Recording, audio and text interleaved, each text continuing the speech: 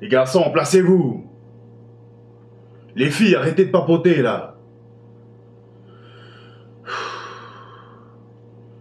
Dans quelle galère je me suis embarqué, moi.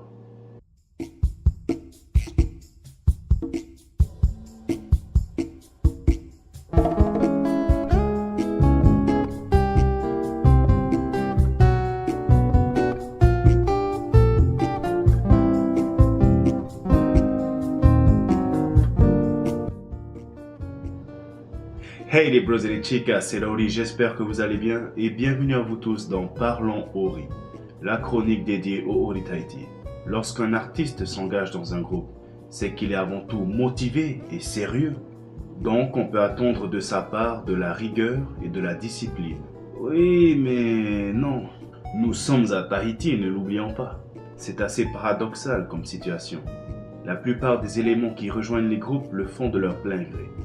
Mais malgré tout ça, bon nombre d'entre eux sont loin d'être disciplinés. Oui, mais avant toute chose, qu'est-ce qu'un danseur discipliné? La discipline est un ensemble de règles et d'obligations qui régissent une collectivité. Ce qui permet, et ce qui est destiné surtout, à maintenir l'ordre. Dans un groupe de danse, la discipline est un rouage indispensable. Cela détermine grandement l'efficacité du travail obtenu par la totalité des membres du groupe. L'ordre est un mot fort qui fait immédiatement penser à l'armée. En effet, le respect de la hiérarchie et la discipline sont enseignés dès le début de la formation aux jeunes recrues.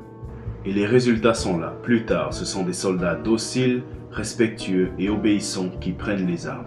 Si tous les groupes imposaient une formation de la sorte avant de commencer les répétitions du Heiva, le travail irait beaucoup plus vite. Tais-toi, avance!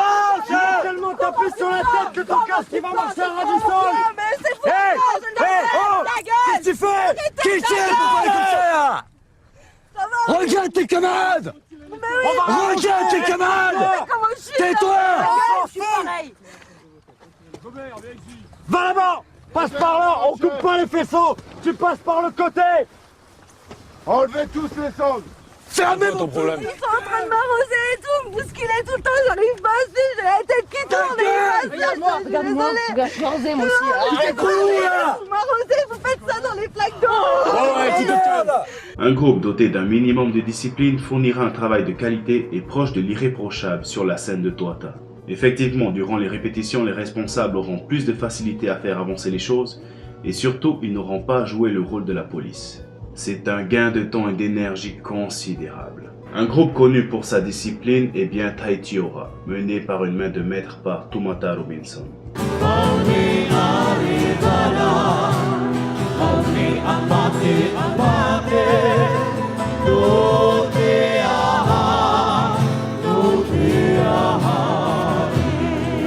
Aux antipodes, vous avez les groupes constitués principalement de têtes brûlées qui ne veulent faire qu'à leur tête. Perte de temps, conflits et agacements seront de la partie. Vous pourrez aisément comparer leur parking ou autre lieu de répétition à une cour de récréation, où les responsables useront de leurs cordes vocales à outrance afin de rétablir l'ordre, et avancer dans les chorégraphies et autres déplacements. Mais ne vous en faites pas, aucun groupe n'a laissé autant de laisse pour qu'une telle situation se passe.